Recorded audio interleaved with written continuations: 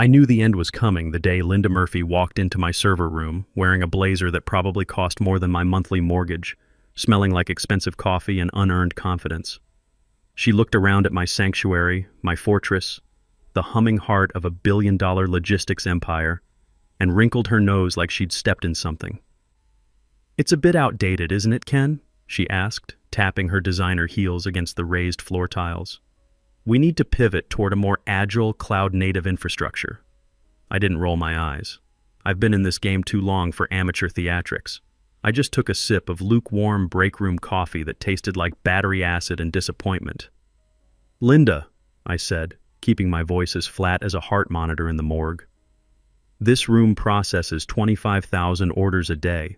It keeps paychecks flowing to 2,500 families. It doesn't need to be trendy. It needs cooling and electricity."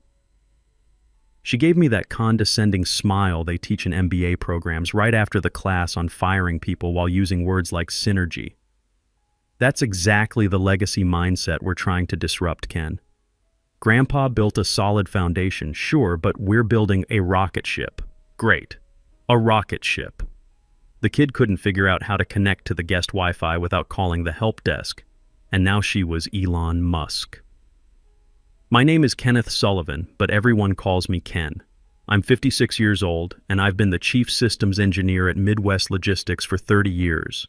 Before that, I spent 6 years in the Army Signal Corps, where I learned that when communications fail, people die. Not literally in the logistics business, but the principle holds. When our website crashes at 3 a.m. because some marketing intern uploaded a massive video file, I fix it.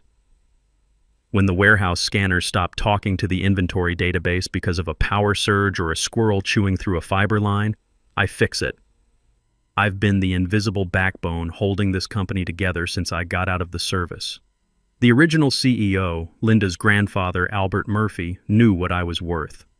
Big Al was a rough-edged guy who started this business with one truck and a mortgage he couldn't afford.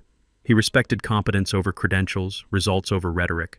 Linda was his granddaughter from his daughter's side. Her mother married a Walsh before Linda was born, but she'd grown up hearing Big Al's war stories from the business trenches.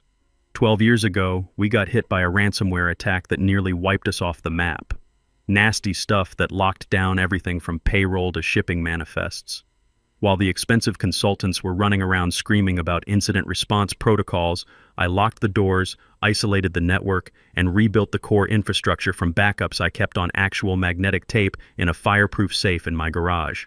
I didn't sleep for 72 hours straight. When the dust settled, Big Al called me into his office, poured 2 fingers of bourbon, and asked me what we needed to do so this never happened again. That's when we built the Dead Man's Switch. Think of it as a nuclear football for corporate infrastructure. It's a central control system that ties everything together. Warehouses, billing, customer portal, security cameras, even the coffee machines. But here's the thing Big Al was paranoid about. He was terrified of a hostile takeover or a rogue employee getting control of the kingdom, so he had me code in a specific protocol, a heartbeat system. My master admin account has to check in with the server every 48 hours. If my account is disabled or if I don't log a specific encrypted sequence, the system assumes the worst. It assumes someone has compromised the leadership and initiates safe mode. Safe mode sounds harmless, right? Safe and cozy. Wrong. Safe mode is a scorched earth protocol. It shuts down external traffic, freezes warehouse operations, locks the financial gateways, disables internal communications. It turns the entire digital infrastructure into a brick to prevent data theft or hostile manipulation. It's like pulling the pin on a grenade to save the bunker. Only 2 people could override it, Big Al and me. But Big Al had a stroke 9 months ago. He's alive, recovering slowly in a place with manicured lawns and nurses who speak in hushed tones. And in his absence, the board appointed Linda, his granddaughter, the visionary, the disruptor. Linda didn't know about the Dead Man's Switch. She didn't read the technical documentation. She thought legacy meant worthless. For 5 months, I watched Linda dismantle everything Big Al had built. She fired the warehouse supervisor who knew every driver by name and replaced him with an algorithm that routed trucks into construction zones. She spent $1.8 million on a rebranding campaign that looked like a kindergartner's art project. She hired consultants who used words like ideate and operationalize in actual sentences without irony. And through it all, She kept looking at me like I was a stain on her sleek, modern vision board. I became the no guy. Can we migrate the entire database to this startup cloud service by Friday? No, Linda.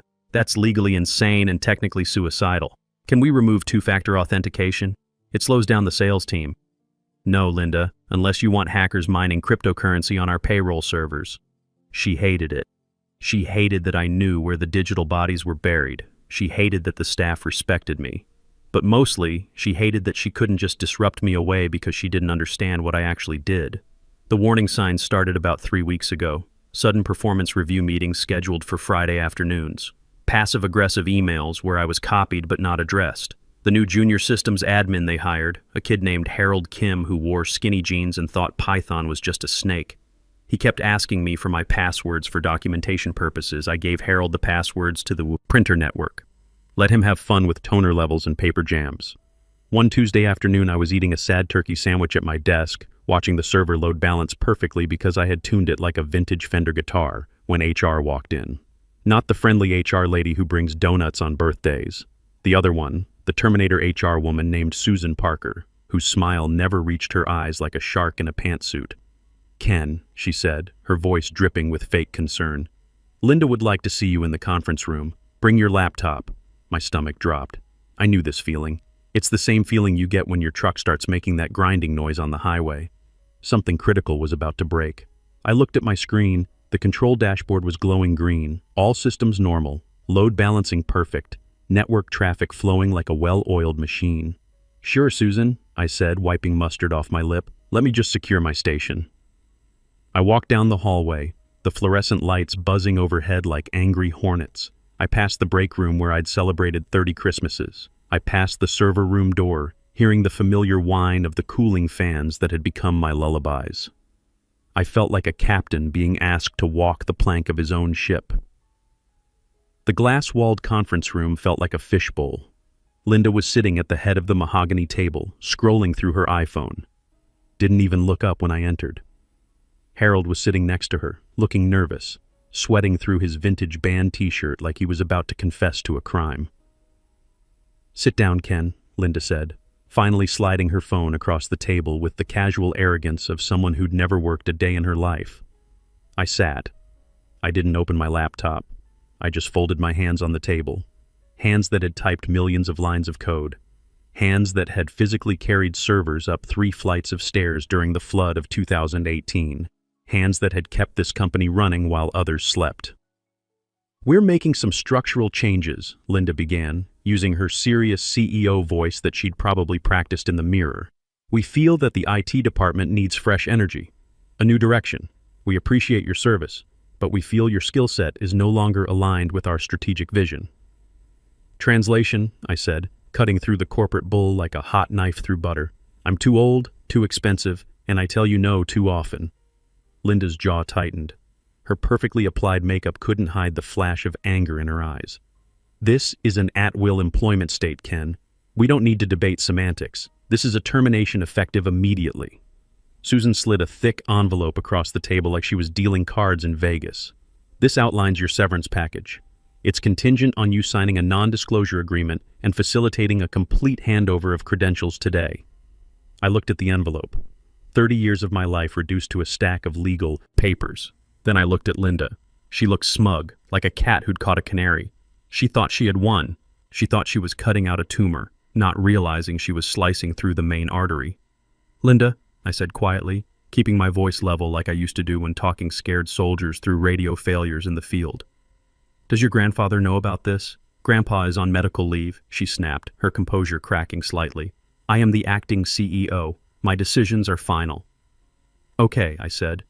"But before we do this, there's something you need to know about the infrastructure. There's a protocol." "Save it," Linda interrupted, waving her hand dismissively like she was shooing away a fly. "Harold here is fully certified. He can handle any protocols. We just need the admin credentials to the central server, the control server, the heart of everything." I looked at Harold. The kid looked like he was about to vomit. His face was pale, and I could see sweat beading on his forehead. He knew he wasn't ready. He could barely configure a Wi-Fi router without calling Google for help, let alone manage a nationwide logistics network that processed billions of dollars in transactions. Linda, I tried one more time because I'm a professional and because, despite everything, I genuinely cared about this company and the people who depended on it. The control server isn't just a computer, it's a system. A living, breathing organism. If you remove me without the proper transition sequence, stop. Linda stood up, leaning over the table like a prosecutor going for the kill. Stop trying to make yourself indispensable. You're not. You're an obstruction to progress. You're a relic from my grandfather's era. Hand over the credentials, or we'll contest every penny of that severance package. I stared at her for a long, silent moment. I saw the arrogance of youth mixed with the dangerous ignorance of someone who'd never faced real consequences. The complete lack of respect for the work, for the machine, for the thousands of people whose livelihoods depended on systems she didn't understand and couldn't be bothered to learn. And something inside me clicked. Not a loud snap, but a quiet, metallic sound, like the safety being disengaged on a weapon. Like the moment in the army when you realize the officer giving you orders has no idea what they're doing, but you follow the order anyway because that's what the manual says to do. "All right," I said, my voice calm as a lake before a storm. I opened my laptop. "You want the keys to the kingdom?" "You got them." The login screen appeared. Clean, simple interface. My design from a decade ago. I created a new super user account for Harold, assigning him full administrative privileges. Every checkbox checked, every permission granted. "Here," I said, spinning the laptop around so Harold could see the screen. "Put in your new password." Harold's hands were shaking as he typed. I couldn't see what he entered, but knowing Harold, it was probably something like password 123 or admin. The kind of security that would make any real systems administrator weep. "Now," I said, my fingers dancing across the keyboard with the muscle memory of 3 decades, "I'm transferring root ownership to this account." I typed the command sequence I'd memorized years ago. The screen flashed blue for a moment, then green. "Transfer complete." "Excellent," Linda said, checking her Apple Watch like she had somewhere important to be. "See? Was that so difficult? Progress doesn't have to be painful." "One last thing," I said, closing the laptop with a soft click. "My account. You'll want me to disable it, right? Security policy and all that." "Obviously," Susan said, pulling out her own laptop. "We'll deactivate your credentials immediately after you leave the building. Security policy, standard procedure, by-the-book termination." What they didn't know, what I didn't tell them, was that the Heartbeat script specifically looked for my unique user identification hash. Not my login name, not my password, but a cryptographic signature tied to my personal account that had been woven into the system's DNA over 30 years of careful programming. I didn't tell them that transferring administrative rights was like giving someone the keys to a car without mentioning that the engine would only start for the original owner. I didn't tell them that the moment my account status flipped from active to disabled, a 15-minute countdown timer would begin ticking silently in the background code, invisible and unstoppable. The dead man's switch wasn't just a security feature, it was a loyalty test, and they had just failed it spectacularly. I stood up from the conference table feeling strangely calm. "Well, that's it then." "Please surrender your badge and company phone," Susan said, her voice all business like she was processing a routine equipment return instead of dismantling 30 years of institutional knowledge. I placed them on the mahogany table. My badge, worn smooth at the edges from 3 decades of daily use, the magnetic strip probably swiped 1,000,000 times. My company phone, which had buzzed during every family dinner, every weekend, every vacation for the past 15 years. "Good luck, Linda," I said, meaning it in the most ironic way possible. "You're going to need it." "We'll be fine," she sneered, already turning back to her iPhone. "Don't let the door hit you on the way out." I walked out of the conference room. I walked past my desk without looking back at the personal items I'd accumulated over 3 decades. The coffee mug from the Army reunion, the photo of Ranger, my German Shepherd, the small cactus that had somehow survived on my windowsill since the Clinton administration. I walked out of the building into the bright, harsh afternoon sun. I got into my 2015 Ford F-150, threw the severance package on the passenger seat, and turned the key. The engine rumbled to life, solid and reliable like everything built to last. I checked my watch. 2:25 p.m. The system checks for my heartbeat every 15 minutes on the quarter hour. I had just been walked out. Susan would disable my account the moment I left the parking lot. The countdown had begun, and nobody in that glass building had the slightest idea what was coming. I drove home in silence. No radio, no podcasts, just the hum of the tires on asphalt and the steady beating of my own heart. It's a 35-minute drive from the office park to my place, a small ranch house that smells like dog treats and WD-40.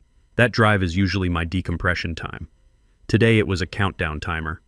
When I got home, Ranger greeted me at the door with his usual enthusiasm, tail wagging like he hadn't seen me in years instead of 8 hours.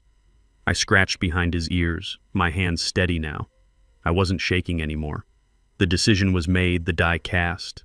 I wasn't scared for myself. I have savings. I have skills that every company needs.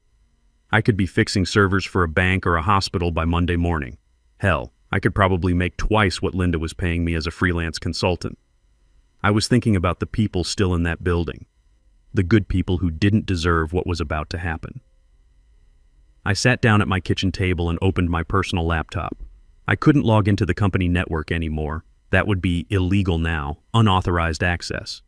But I could visit the public-facing website. www.midwestlogistics.com loaded normally. The hero banner showed a stock photo of a smiling delivery driver. The Track Your Shipment portal was working fine. It was 3:05 p.m., 10 minutes until the next heartbeat check. I went to the kitchen and opened a beer. Corona with lime, left over from a barbecue that felt like it happened in another lifetime. I don't usually drink in the afternoon, but today was special. Today was the funeral for my career, and I was the only one who knew the corpse was about to sit up and scream. I thought about calling them. The number was right there in my phone. I could text Harold, run USR bin heartbeat override.sech immediately, or the whole system goes down. But what would happen then? Harold would panic, probably mistype the command, or worse, Linda would see it and claim I was trying to hack their systems. He's attempting unauthorized access. Call the FBI. I put the phone down. They wanted innovation. They wanted to move fast and break things. 3:14 p.m. I refreshed the browser. Still up, still running smooth. 3:15 p.m. I clicked refresh again. The page loaded but slower. The spinning wheel took an extra second. I waited, beer half raised to my lips. 3:16 p.m. I clicked track shipment and entered a random tracking number. The wheel spun, and spun, and spun. Then a generic error message appeared. Service temporarily unavailable. Please try again later. And so it begins. I took a long pull of beer. It tasted like victory with a strong aftertaste of guilt. The silence in my kitchen was profound. But I knew that 20 miles away, inside that glass-walled office building, the silence was about to be shattered by the sound of every phone ringing at once. A system crash doesn't look like it does in the movies. No dramatic sparks flying, no screens going black with electric arcs. In reality, it's much more subtle and infinitely more terrifying. It's the absence of sound where there should be noise. It's stillness where there should be motion. It's the moment when you realize the heartbeat has stopped. I opened another browser tab and navigated to our vendor status portal, a public dashboard we host on completely separate infrastructure to let our biggest clients monitor our service health. Since it runs on an external server, it wasn't affected by the lockdown, but it was reading the internal system status through a secure API. At 3:18 p.m., I watched the status indicators begin their death dance. Warehouse North, operational to degraded. Warehouse South, online to unresponsive. API, gateway, normal to critical. Payment processor, active to timeout. It looked like a Christmas tree catching fire, one light at a time. Here's exactly what was happening inside that rocket ship right now.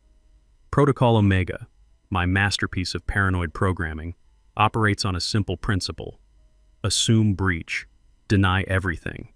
The moment it detects that the primary administrator has been compromised, it revokes trust across the entire network. Every digital certificate, every security handshake, every hello, I'm a legitimate system identification gets invalidated instantly.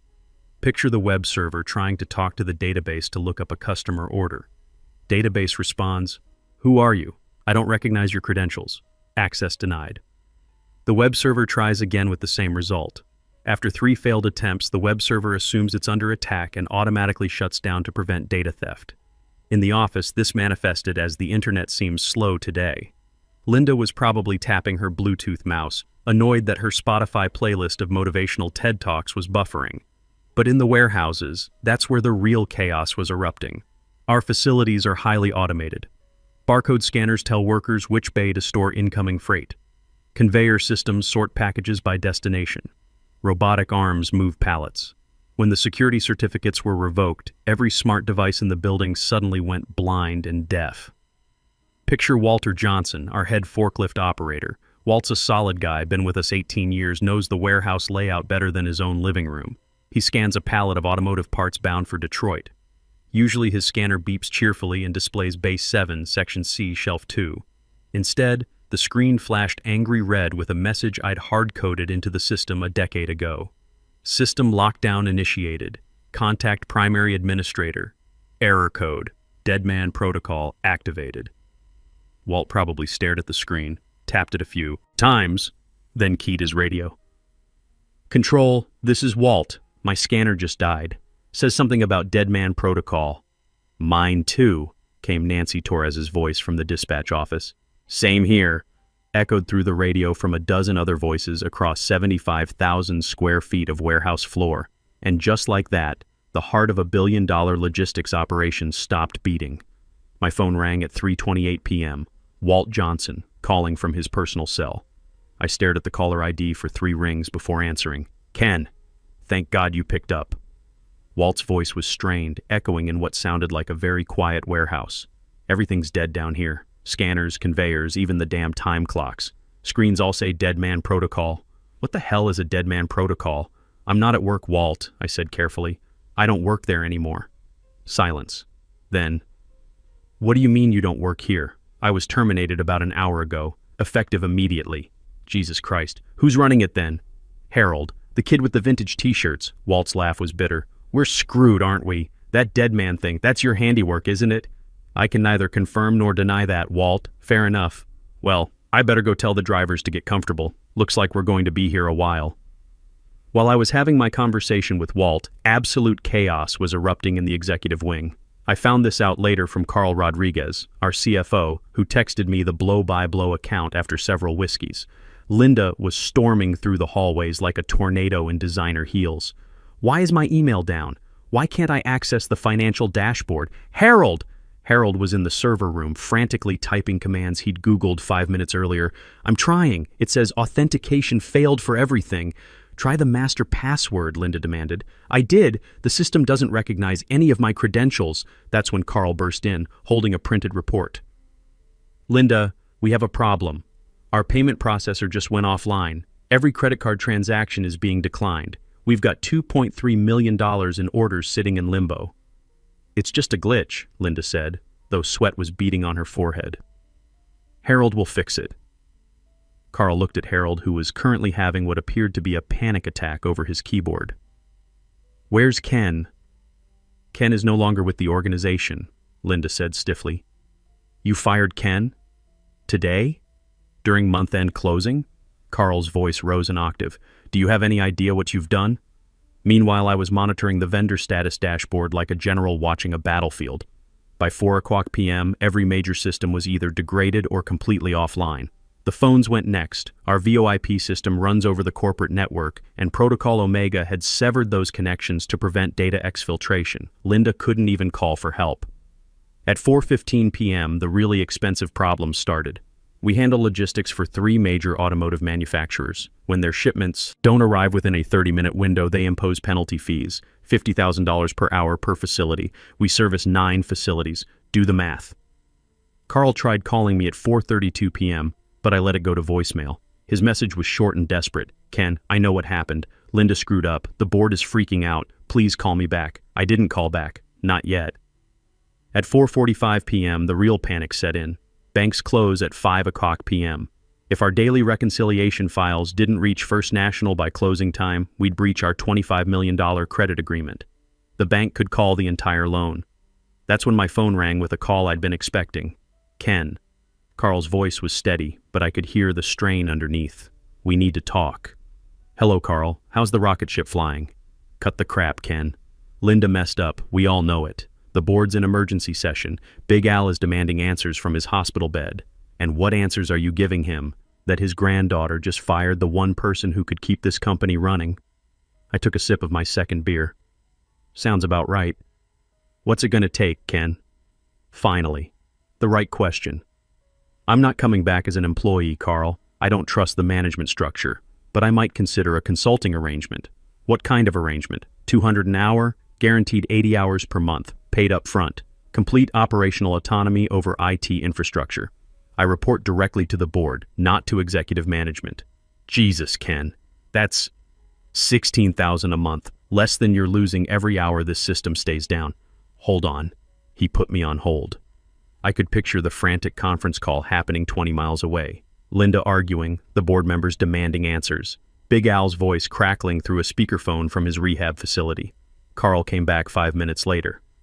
Done. We'll email the contract. Not so fast. I also want a formal retraction of my termination stating it was an error in executive judgment. Email to all staff. Linda will never agree to that. Then the system stays down, Carl. You've got 8 minutes before the bank closes. Another hold, shorter this time. Fine. Anything else? My severance package doubled as a consulting bonus. Call it a crisis management fee. Ken. 7 minutes, Carl. Done. Jesus, you're expensive. Cheap compared to bankruptcy. I drove back to the office in the gathering dusk. Linda was waiting by the front door, looking like she'd aged 5 years in 3 hours. Her perfect makeup was smudged, her blazer wrinkled. You enjoyed this, didn't you? She said as she let me in. Linda, I said, walking past her, I tried to warn you. The difference between experience and arrogance is that experience listens. The server room smelled like fear and desperation. Harold looked at me like I was a returning messiah. Ken, oh God, I'm so sorry. I tried everything but nothing works and... I held up a hand. Harold, go get some coffee. This is going to take a while. I sat down at my console. The screen glowed angry red. System lockdown. Administrative override required. I pulled out my RSA token, the same one Linda had called antiquated technology just hours earlier. I pressed my thumb to the biometric scanner. Identity confirmed. Kenneth Sullivan. I typed the master override sequence, a line of poetry Big Al and I had chosen together years ago. A ship in harbor is safe, but that's not what ships are for. The screen flickered. Red became amber, then slowly, beautifully green. System restoration initiated, network connections reestablished, service resuming. Across the city, I knew Walt's scanner was beeping back to life. The conveyor belts started humming, the phones started ringing. The heart of the company began beating again. At 11:47 p.m., I sent the final reconciliation file to the bank. The loan was secure. The company would survive. The next morning, the email went out. From Office of the CEO to all staff. Subject: correction regarding personnel changes. Due to an error in executive decision-making, Kenneth Sullivan's employment termination has been reversed. Ken has returned as senior technical consultant with full operational authority. We apologize for any confusion and reaffirm our commitment to the expertise that keeps us running. Linda was reassigned to strategic planning, a role with no operational authority. Big Al returned from rehab 2 months later and formally promoted me to Chief Technology Officer. And Harold? He's doing fine in his new role managing printer maintenance. Some rockets, it turns out, are built to crash.